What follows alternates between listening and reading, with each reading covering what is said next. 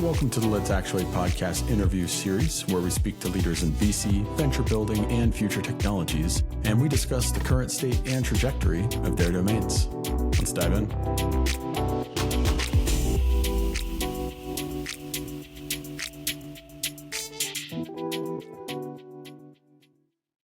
Hello. Good morning, good afternoon, and good evening to you all. Welcome back to another episode of the Let's Actuate podcast. We've got a fun one for you today. Karl Alomar is with us. He is managing partner at M13, which is a leading venture firm that invests in transformative technologies, consumer brands. He's got over 20 years of experience in operating and a very solid track record, having scaled one of his previously co-founded companies, DigitalOcean, which grew up to a $15 billion valuation, which solidified his reputation as a key player in the tech industry. His extensive experience spans multiple sectors, including software businesses, operations, fintech, infrastructure tech, and more, which we'll dig into. Welcome, Karl. Thanks for joining us here. Hey, Andrew. Thanks for having me. Yeah, it's great. So I'm really excited to talk about what you all have going on at M13. But before we dive into that deep end, I'm really interested in hearing about your journey building something to that scale. So, my journey started a long time ago. I actually grew up in England and studied engineering, kind of came into the whole tech world as an engineer, like a lot of technologists and entrepreneurs do. And then actually started my first company back in the 90s, back in the tech bubble, if anybody's old enough to remember that at this point. And built that business, ended up growing it, selling it. I stayed for another year after the acquisition, and then went to New York to do an MBA at Columbia. And then after that, dove and built a fintech company that you're referencing in terms of experience. From 2004, built that up to about 140 million in revenue, and had that acquired in early 2010. Nice. And then after that, those were two companies where I actually founded them. I was CEO, and I kind of built a bit of experience and kind of understood all the things not to do, probably not all of them, but a decent amount of things not to do. But had some pretty successful exits, and so built a bit of reputation. And ultimately, a couple of years later, I was introduced to the founders of DigitalOcean, who were based out of New York, building a really interesting business. When I first met them, they had literally just launched their first product. So any engineers out there will know DigitalOcean back in the early days, and the $5 droplet. And they brought me in to take a look at the business because they were raising their first round of capital, and they kind of needed to solidify. It was a little bit of a, moving foundations type business. It's kind of one of those early startups where they didn't really have the structure to scale, and they were kind of looking for a partnership and support in that. And so I came in, took a look at the business, kind of built my own thoughts and projections around where it would go, got pretty excited about the opportunity, and decided to join as chief operating officer, and worked alongside Ben Uretsky, who's the CEO and founder, to kind of build the business up over the next 6 years, and get it ready for IPO. And what did the transition look like when you came on board with their initial project? You came in with this thesis that you had formed around the potential trajectory of the company, and the implementation of that, and the transformation of that. To build a bit, a little deeper, I guess. I mean, this is all about how the sausage is made, right? So it all looks pretty on the outside, but definitely was a lot of moving parts on the inside. So I was actually asked by IA Ventures, who are the seed investors in the firm. They hadn't invested yet, but they had a term sheet on the table, and they wanted me to come in, kind of see if I could work with the founders. Okay. And what was really clear was they had really great initial reaction from the market. They were solving a real problem, which was kind of like simplicity in infrastructure for developers, which didn't exist at the time. And they had this early adopter engagement and excitement in the market. What they didn't have is they didn't have any infrastructure for the business. It was simply, ironically, the lead technologist, who was one of the early founders, was sitting at the computer every day, like rebooting the servers on a periodic basis to make sure that the cloud stayed up and running. And, we had this one wall, I recall, which was all sticky notes. And it was red sticky notes for every day that we didn't have capacity, and green sticky notes for every day that we had sufficient capacity, because we were growing at a decent pace. And it was pretty much 95% red. Like, we were just constantly running out of capacity, constantly having to reboot the cloud. Like, it was just early days and a bit of a mess. There was also no financial infrastructure, no real projections of how the business would grow. Like, none of that was there. It was just simply really smart technologist founders, product/technologist founders who had built a cloud, understood what the customer needed, and were just putting it out there. Nice. Without any real infrastructure for the operating business behind it. So when I came in, I saw the excitement and the energy around the product, and you can totally see the product market fit. But what was clear was it was a house of cards. Everything could fall on itself any day. And I think the early investors saw that and were trying to figure out how to resolve that before actually making the investment. And so first thing I did was just rebuild kind of the plan of the business. Hey, how's this going to grow? What's the financial model look like? What are the economics of this business? How do we get to where we go? And then realized very quickly that this business was predicated on a kind of capital structure that would support infrastructure growth in the long term to achieve, to support the scale that we were imagining for the business. And so we set up the financial model. We set up the kind of core CapEx model around infrastructure build, and we set up the plan of how to grow the infrastructure. And then I took over a bunch of different departments right away. I took over obviously the finance department, but then the infrastructure department, eventually the DevOps department, built a data group, ran support and customer success, a whole bunch of different aspects of the business. Just was kind of heavily involved across the whole business, even kind of the talent and the HR department. So just all the underlying infrastructure of how this business needed to solidify its base to grow. And it worked. We stabilized the infrastructure. We stabilized the cloud. We eventually brought in, more engineers to kind of build a new cloud on top of the cloud that we had originally built.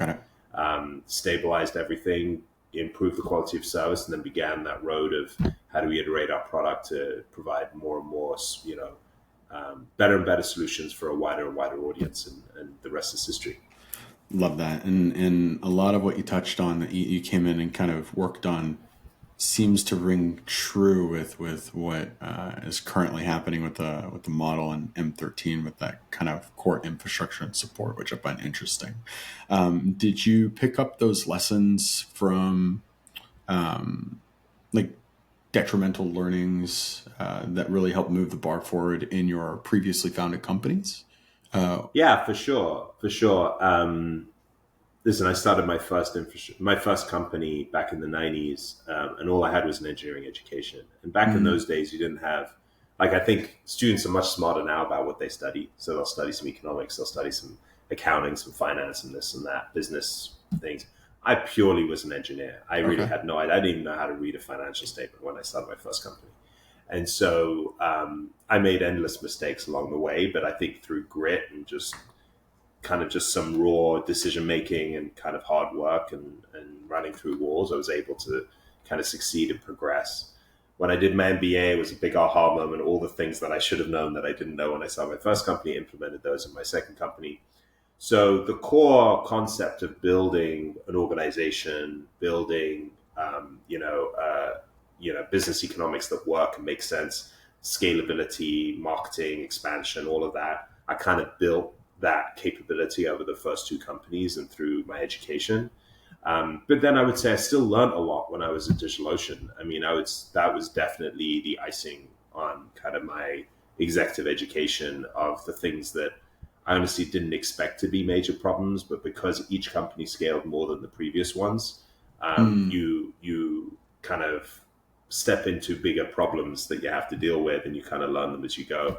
But I think my history had given me enough perspective to be a good decision maker and figure out okay, I haven't seen this problem before, but I can figure out intuitively how to resolve it based upon all the other things that I've seen before. So the experience is hugely helpful. And something actually, you mentioned M13 earlier, that is critical to how we work with founders at M13, because we truly recognize the difference that some of those experiences make to help founders kind of navigate.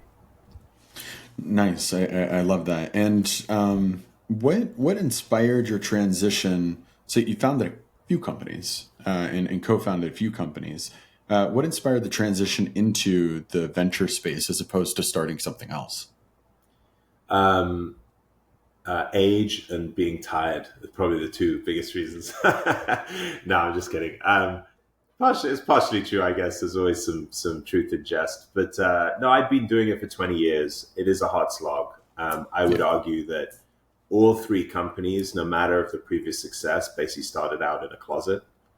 So my first company, we had like this back closet area of a friend's office space, and we just kind of built out of that. And the second company, again, similar thing. I kind of found this corner room in a friend's office and just built out of that. And then the third company, I remember when I joined, they were in a small office, and I needed like a private space to kind of do all of this work I was doing. And so they had this one, they call it the Zen room because it was kind of set up like a little Buddhist temple, but Uh-huh. honestly, it was a closet.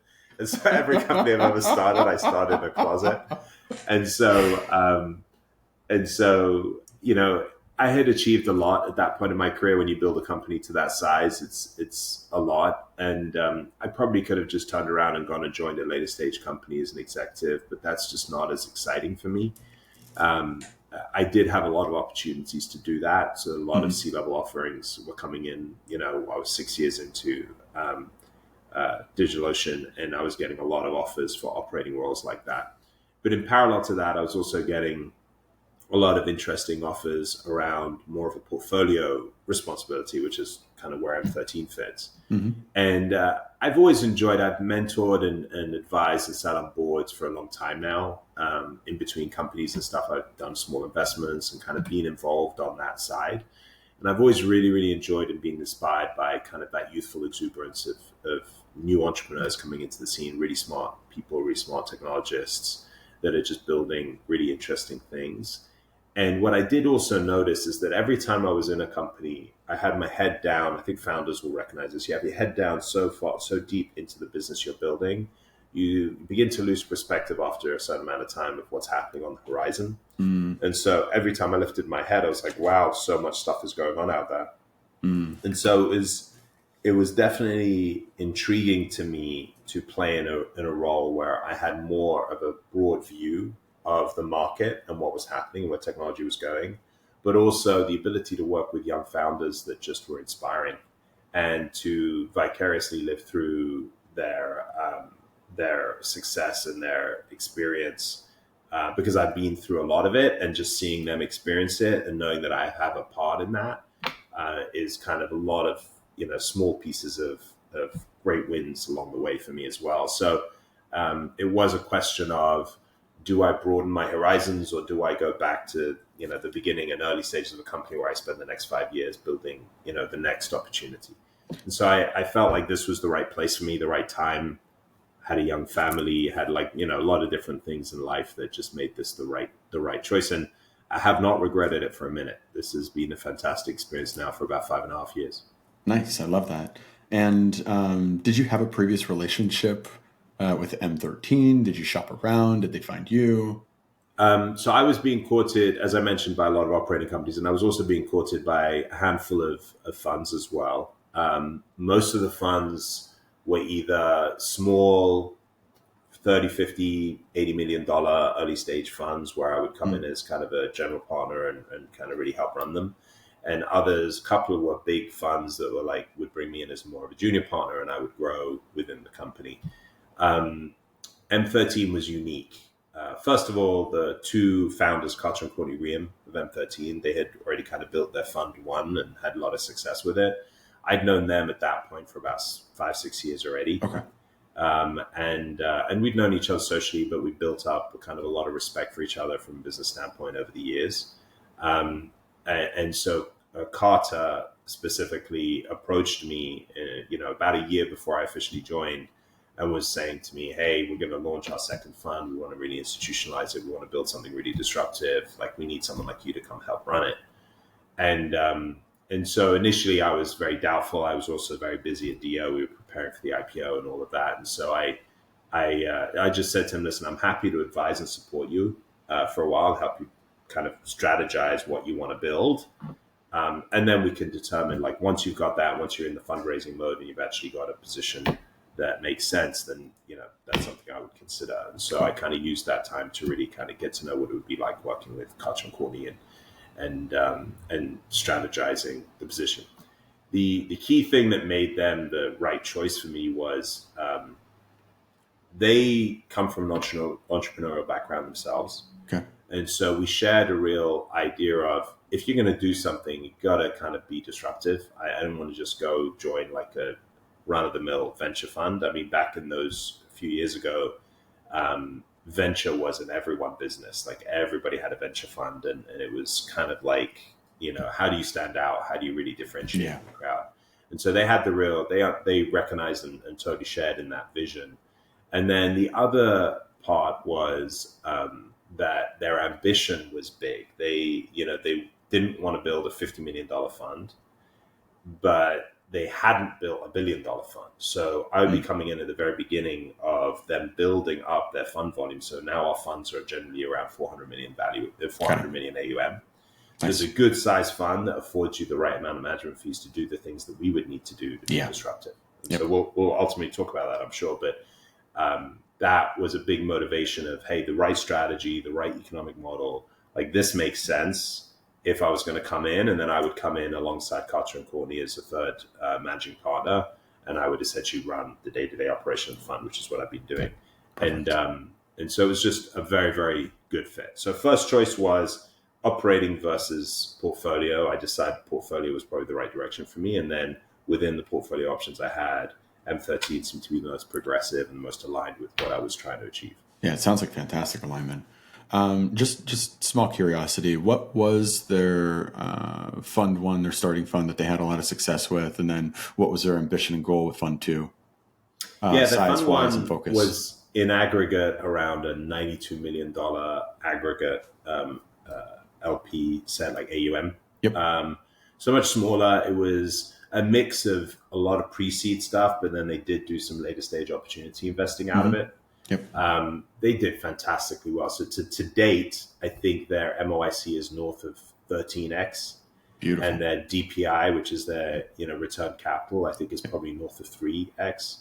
Nice. Which is top, I think more than top decile, probably like top 5% fund performance in that. Nice. I think it's a 2015 vintage fund. And so they really did well with that. I think back in that time, they invested more in consumer brands and CPG type businesses. Yep. You mentioned consumer brands earlier. That's actually not what we really do anymore at all. Perfect. As we went into fund two, when I joined about 5 years ago, we started moving much more into technology. Part of the reason because the market had evolved. Yeah. So back in the teens, you might recall that there was a lot of arbitrage in customer acquisition costs, and Facebook was a big new thing that gave early adopters the ability to get customers at a very inexpensive rate and really scale commerce businesses. Yep. That's definitely, all that arbitrage has been taken out of the system now, and it's definitely very difficult now to build a consumer brand to the same level that you could 10 years ago. And so we transitioned very, very heavily more into software, services, technologies. Nice. And now our fund is very heavily technology driven above anything else. And we'll go into kind of the areas that we invest in, but it's definitely not consumer brands any longer. It's not what we do now, but it is what they had a lot of success with in fund one. And so Perfect. People do associate that with M13 level. Yeah, perfect. Yeah, I was running through the summary and the technology focused consumer brands. So I'm glad that we talked about that transition, and very interested in your foresight on this new transition that we're in. But we'll touch on that in a little bit. So talk to me about when you started getting involved. Right, you got Fund One up and running. You're going through this transition to technology. It seems that M13 is very infrastructure focused now with the support system that you have in place. You posted a couple great articles and launched a couple of products or offerings and support offerings last year, I think it was. So when did that support system get into place? Has it always been there, or is that something Yeah. that kind of So started getting integrated? that was the so let me talk about a little bit about the genesis of kind Yep. of our disruptive strategy, right? Yep. Yep. So I've had great investors in my day. At DigitalOcean, we had Andreessen Horowitz at their absolute prime, I would say, as an investor. And so we had Nice. the opportunity to really benefit from, quality platform services being provided by our investor groups. That was a relatively new transition in the venture community. I think Andreessen probably really pioneered it. Okay. And we were kind of in the heyday of where that was becoming a thing. Having said that, I would say that in general, 10 plus years ago, when I was still operating, the main missing factor of how most venture firms worked with their founders, and again, some worked better than others, but the main missing thing is what I found is most of my relationship with board members or with investors tended to be a very reactive relationship, which meant that only when a problem arose did, and it rose to the level of being mentioned at the board or mentioned to investors. And a lot of founders, especially back in those days, would hold problems in because I could imagine. they want to resolve them before they kind of took it to the board and made it a board issue. But at the point that it did come to the board, you'd end up with a very reactive approach. So yes, board members can be very helpful, but often they can also not have context. Kind of, it becomes a bit of a peanut gallery thing where you're presenting your problem. It's already a gestated problem. It's probably, kind of late to address the problem, but now everybody's kind of jumping in and trying to figure out how to address the problem.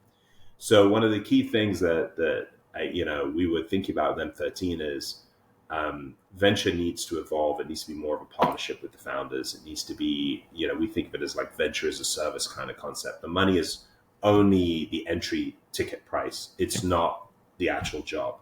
The actual job is to really partner with the founders and help them be as successful as possible. And in order to do that, you have to be much more proactive. So Yes. our concept of building M13 was we're all operators. We need to build an operating function within this business, like a set of partners that are equal to our investing partners that have pure expertise and operating skills that can basically give every one of our companies a proactive leg up and step up in their ability to build and operate a business. So we are very collaborative, like a lot of venture firms are very verticalized. We're very horizontal, very collaborative. Nice. And every company that comes into our portfolio, we pull all of our operating capabilities together, identify exactly the things those companies need to do to be successful to their next stage of development. We call them key drivers. And then essentially we apply our skills wherever we think they can be helpful in a proactive way to help the founders strategize, help the founders identify opportunities, help the founders execute on opportunities, or solve problems before they have to face them, and give them a much smoother road to scale versus what I've had to experience where you're kind of trying to figure it out on the fly the whole time. And so that was the principle of the Fund 2 kind of project. So when I joined, actually the first operating partner I hired was my head of talent at DigitalOcean, who I think is Matt Hoffman. He's probably the best in the market, in my opinion. He was the first person I brought in as an operating partner to kind of start to fill and build that operating capability. And Nice. since him, we've added a whole set of operating partners that have that same level of experience in early stage companies, scaled businesses, having seen exits, but specific to different areas of skill.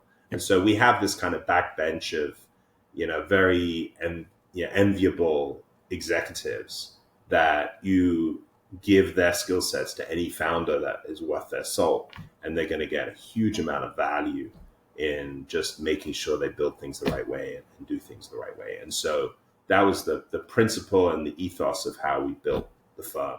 So it has been there from the beginning. Obviously, it has evolved. We've developed programs and systems that allow us to provide maximum impact and be scalable at the same time. So there's a lot of things we've done since then to like lubricate it and make it much more impactful. But from day one, the intention was always proactive, dynamic, proactive, collaborative relationship within the organization and the ability to really work hand in hand with our founders. Yeah, I love that. And one thing I love about that is you're implementing kind of the same principles that a solid organization runs well on, just in general as a company, right? So Yeah, where multiple departments are in constant communication and aware of what's going on, so that you actually have not just contextual awareness, but a smoothness to yeah, the synergies between the different parts of the organization. So yeah. it just makes perfect sense that you've implemented an infrastructure to facilitate that within the organization, within all the organizations that you work with. And one thing that I wonder, and I'd love to bring up, so process is process, and it's great, and it could be easy to get hung up on as well. So for any other organizations or even firms that are thinking about doing this or trying to get it right, what does being process oriented look like when it's done right, Yeah, and maybe even more so when it's done wrong? absolutely. That's a great question. I To me, this all comes down to one key thing, which is how do you measure success? So I think a lot when it's done wrong, I'll start there. A lot of people feel like success is being busy, but success is not being Mm, busy, right? And so a lot of organizations, whether it's investing organizations or even operating companies, they're like, hey, if everybody's super busy, then I'm, I'm performing. But that's not really the case. yeah, For us, the measure is impact. So everything we do, we assess the impact that will have with our firms. And, we get down to the idea of overall portfolio value impact. But ultimately, it starts with, is this impactful for the company we're doing it for? Or if we're doing something that is broad across a number of companies, how impactful is that for these companies? And is it worth the resources we apply to it to do that? Or yeah. does it not meet the bar? So process really for us is all about being able to deliver value and measure impact on the back end of that. And if you don't have that ability to measure on the back end, and we struggled for a while to figure out, I mean, we're in a 10-year cycle here, right? We invest in a company, we Yep. don't really know the outcome for 10 years. And so we have to, live by these little wins. We have to live by feedback. We have to live by kind of KPI, improvements that we see here and there. But it's very difficult. But we're not actually going to get a monetary return on our Yeah, investment for exactly. like 5 to 10 years. But that orientation, that mental orientation that we have across our whole company is how impactful are we being, and how do we measure that, and how do we communicate that impact so that everybody recognizes what's actually happening and how it's benefited these companies. And I think that's the key. So, yeah, in summary, don't do work for the sake of doing work. Make sure whatever your KPI Yeah. is, that you're orienting your work specifically to impact that KPI. And if it's not effectively impacting that KPI, then you need to assess whether the resource allocation to that is worth it. And how do you validate and measure that kind of impact on the micro and macro levels? I'm Yeah, sure it's nuanced per company, right? it's not even just per company, it's nuanced per project, because Mm, obviously, we have multiple functions, we have multiple companies, very and true. every scenario, every situation is different. What we're doing one of two things. We're either identifying problems that we think a company may ultimately face because of scaling, teething issues, or because of some regulatory issue coming around the corner, of something happening that's going to affect them. Or Hmm. on the other side is where identifying opportunities to make them move faster, to give them opportunity, et cetera, et cetera. So when we figure out where we want to focus our efforts, first thing we're identifying is what are we trying to solve for. Hmm. And when you're trying to solve for that one thing, you have to look at the micro KPIs associated with that one thing. So, for example, we did this. We partnered with Google to do this commerce summit. Four of our brands participated. They were providing commerce enablement tools for the industry, Okay. and we basically brought in with Google a whole bunch of big commerce brands, including the likes of Sephora and people like that, and a whole bunch of startups. and we set up a day, and we basically highlighted our companies and gave them exposure to this whole big group of potential buyers. Nice.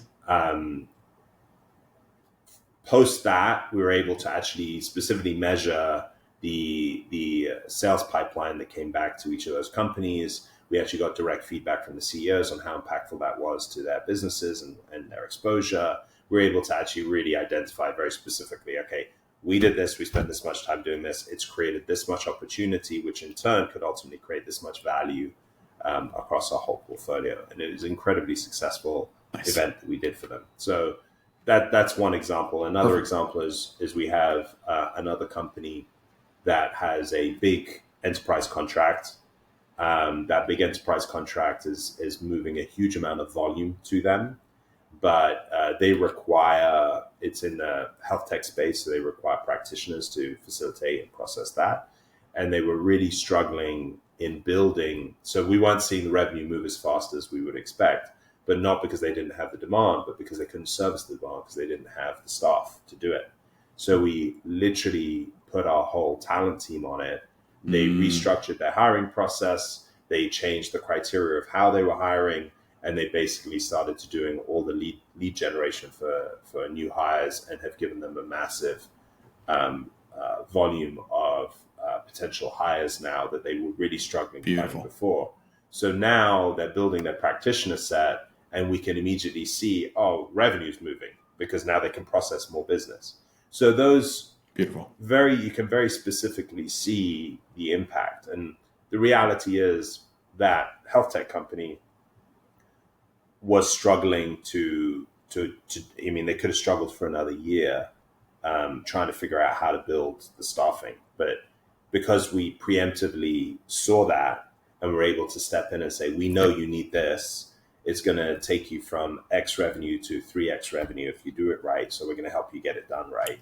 And now we see the growth, impact on the back end of that. And so when you're in reactive mode, which is the old school way to do it, you'd wait until the board meeting in Q1 and you'd be like, why didn't you hit your numbers? And then it would all be a big exposure. But at that point, you're kind of late. You may have lost the contract.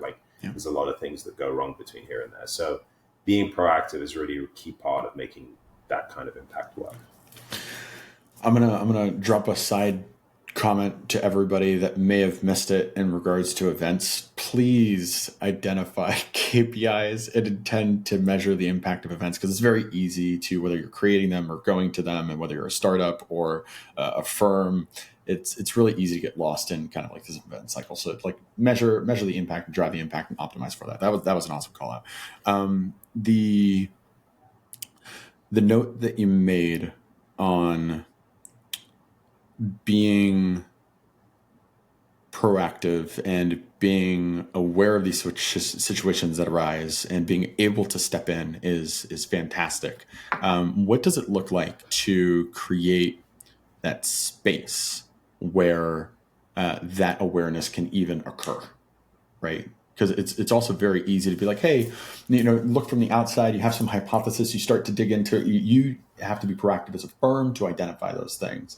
But what does it look like maybe to even have the other end of that, where a company is surfacing these particular pain points and coming to you even before you observe it? I'm trying to, I feel like you asked two different questions there, but first of all, the way that we operationalize it internally is, again, we work very, very collaboratively. So a lot of firms have a very verticalized approach where the investing partner is kind of the tip of the spear on everything. The way we do it, we have an investing partner who is kind of either the board representative or the lead on the investment with the firm and has the direct relationship with the founders. However, right from the beginning, when we make an investment, the first thing we do is we set up what we call a welcome meeting. We invite the founders to jump on Zoom or in person, and we put all of the operating partners on a call, and we talk through what we can do for them. But then more importantly, we talk through, let's say we're investing in a Series A, what they need to achieve to get to a Series B. What are the expectations on them? And from that, we identify key drivers, we call them key drivers, that are the key things that get them from Series A to Series B. And Perfect. it's not just KPIs. It's not like, oh yeah, you got to take your revenue from 5 million to 15 Sure. million, because anybody can say that. But it's more around, what are the underlying things that are going to drive that revenue? You need to build a sales organization. You need to, establish, more, multiple channels of distribution, or you need to, you need to broaden your product to adopt, these different capabilities. Whatever part of the business it is, or however it is, basically we say, hey, this is the vision of what you need to look like when Series B investors are coming to take a look at your business. And here are the things you need to do, the core things you need to do. So right Beautiful. out the gate, we have a relationship and a dynamic with them where we're already thinking about, here are the things we know you're going to need to work on. And by understanding what they need to work on, we understand what to look out for. Yep. And so beyond that welcome meeting, we then internally have regular meetings where we go through the portfolio. There are kind of portfolio propulsion meetings. The team is called Propulsion on our platform team. And so the investors will join, but then also the operating partners will join, and we'll have a conversation. And we don't go through every company every cycle, but we highlight key companies every time we talk, and we talk Nice. about them as a group. And then what's interesting is you'll realize that, oh, my product lead, my product partner is recognizing that there's an issue with this company because they're noticing something that is not right with the product, or maybe there are things that we do that for example, we call them we call them lab audits. And so Okay. we might say, hey, we need to go in and do a sales audit or a product audit on this company, or product lab or sales lab rather on this company, so that we understand if we're seeing a potential issue here. And so there's a real proactive approach of our Love that. executives watching the companies and saying, I think they may have an issue here. I might be wrong, but it's worth investigating just to see if we can help, or I think there might be an opportunity here, or whatever it might be. And so then that kicks off like these mini projects that we do internally to just really understand and communicate within our organization what's happening with each of these key companies. Beautiful. And on the site, so the few sectors and the departments that it calls out that you all look at: product, fundraising, growth and business development, talent, brand content and HR, data, and operations. Love the highlight. Validated some assumptions that we even had with some of the approaches that we're taking with a couple different things. Has that list changed or evolved? Or did it evolve into that? It's always evolving. There's a technology component to it. I think you mentioned product already. Yep. There's also a finance component in there where we help sometimes, with the earlier stage, like seed investments, we'll help them really set up and build out their financial infrastructure, or we do a cash flow plan with them, or we kind of figure out how they're going to handle a certain situation. That rolls into corp dev a little bit as well when we look at M&A opportunities or early exit opportunities. So it does evolve. I think those are probably kind of key pillars, but where we have a broad set of skills, and so we have the ability to identify where other things are necessary that we have to Nice. step into. And in that same write-up, it mentioned something interesting. So you shared that you kind of go through this analysis during the welcome call, and you proactively create these opportunities for awareness and evaluation throughout like the lifetime together, right? But it also mentioned that you'll even start these considerations as early as due diligence. And Yeah. so when do these points of awareness come where you're like, this is something that we can help them with, Yeah. versus when do you identify a gap, a pain, or a need that's actually a flag that might influence you to say, no, you're not right. You're not quite Yeah, I ready for mean, us yet. it goes both ways. 100%, it goes both ways. So what you're referring to is this labs kind of Okay. framework that we built out. And so what we've done is we've built these processes by which we can identify or compare a company to its peers in the market, and identify opportunities for that company to improve, or risks that they may face based upon competition or based upon market need. And so we do it in multiple areas. We do legal labs, we do product labs, we do sales lab, talent lab, like a whole bunch of different areas. So depending on the diligence, if there's an area of concern that we have in the diligence process, so let's say, hey, we love this business, not sure how differentiated the product is. What we'll do is we'll do a product lab. It's a very quick, easy exercise for us because we've really kind of facilitated a framework for it. But essentially, we'll look at their product in detail. We'll look at their competitors' products in detail. And we begin to identify the differences and identify the opportunities for improvement or the opportunities for differentiation. We will use that internally to answer the question that we have. But in most cases, even if we don't invest, we will share that with the company. Nice. So even if we don't invest, it gives them the opportunity to understand how they compare and actually make their own decisions on how to improve. At the end of the day, whether we invest or not, we want the founders to be successful. Like our goal is more kind of community oriented, like success of the community is success for everybody type concept. So we will share that information with them. Sometimes we'll do a sales lab. Like we're not sure if they can sell. We'll do like secret shopper type thing where we pretend to be a customer and we talk to their salespeople and we kind of figure out what their approach is and if they're effective at selling the product, whatever it might be.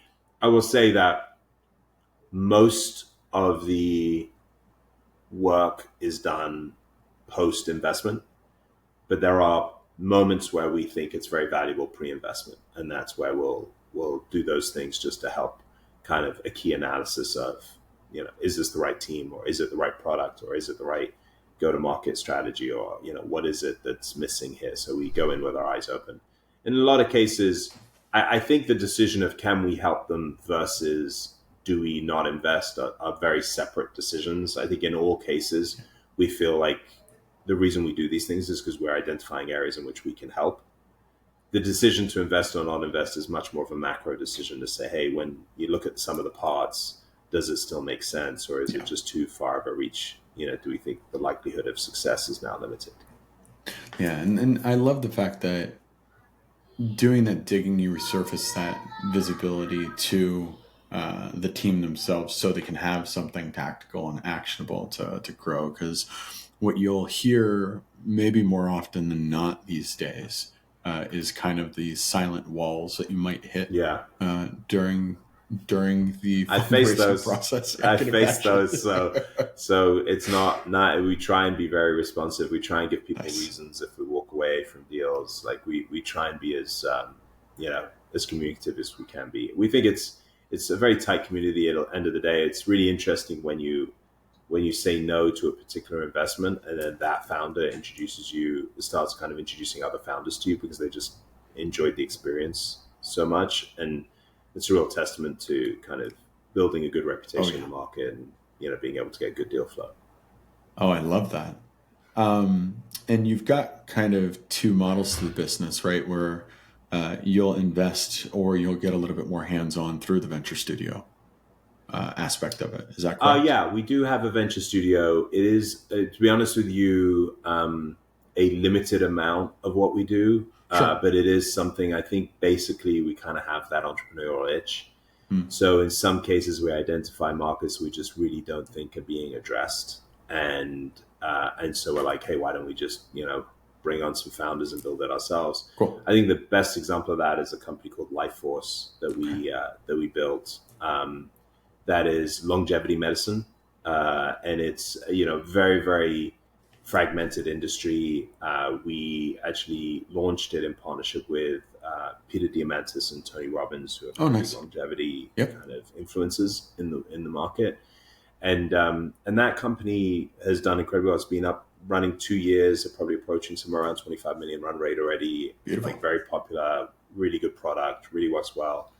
I have to say I use it. Anybody that's kind of over 40 should probably think about it. But it is the next generation of medicine. When you look at the HIMSS and the Row and all these different, telemedicine platforms out there, I think the next generation is longevity.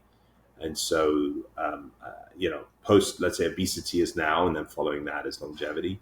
But we think Lifeforce is ahead of its time and kind of really capturing the imagination of its customers right now. So that was an example of just Beautiful. being out there and seeing an incredibly fragmented market where there was really no one playing, and just saying, hey, why don't we just, invest in it and build our own team around it? And so we did that. And we've got 3 or 4 others now that we funded that are kind of similar, that are in earlier stages, but it's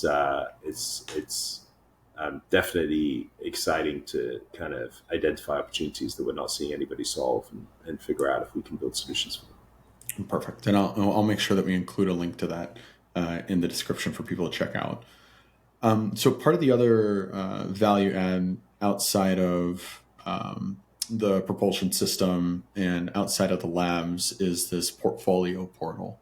Can you walk us through a little bit about how that's been received and evolving over the past year or Yeah, so?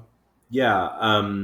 I'd say, the portfolio portal for us is really an amalgamation of some of these other tools like the Mm-hmm. labs project and stuff. We also have Got it. these, we call it kind of founder resources thing.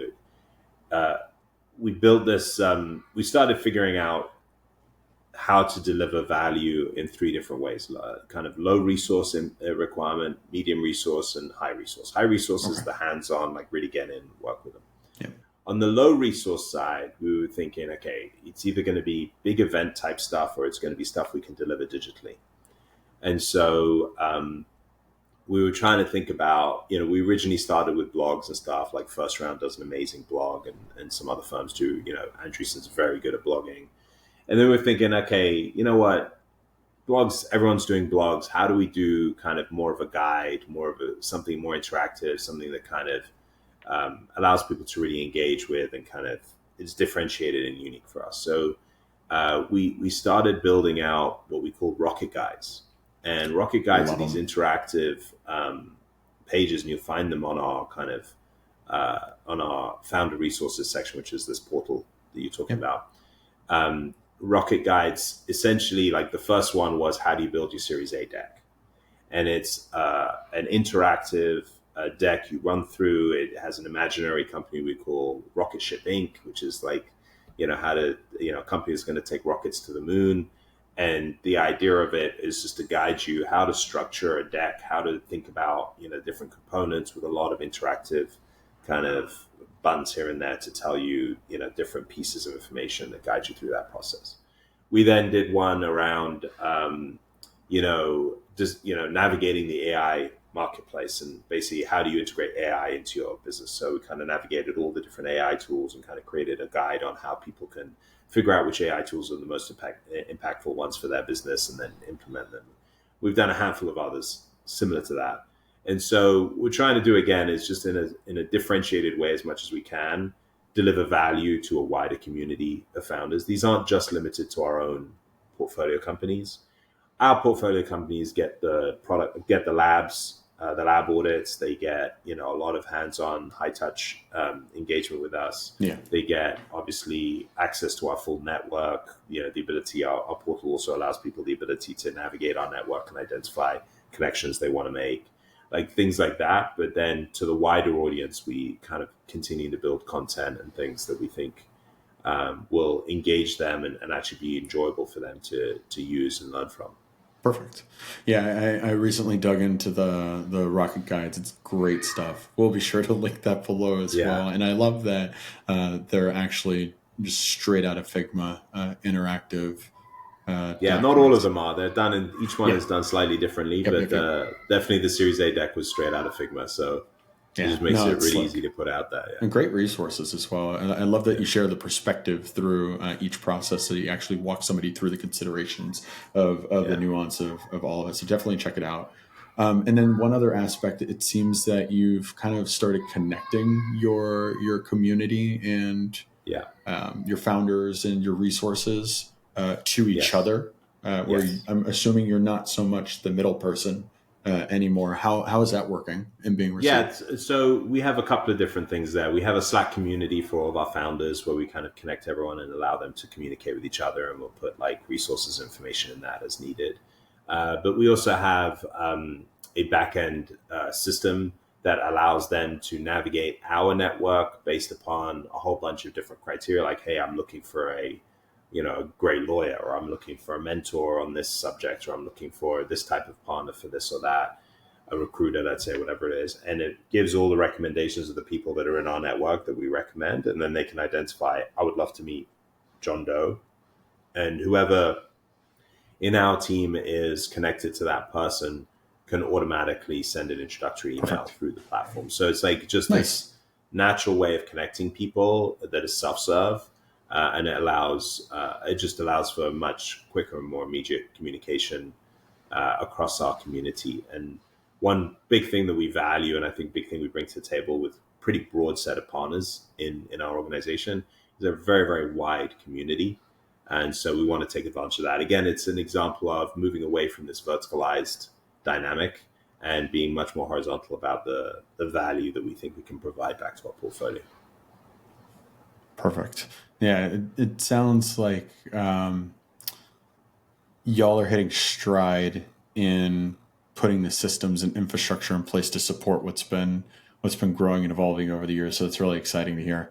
Yep, that's the plan. Cool. So this conversation has been fantastic. Thanks for hopping on. I've got a couple closing questions for you.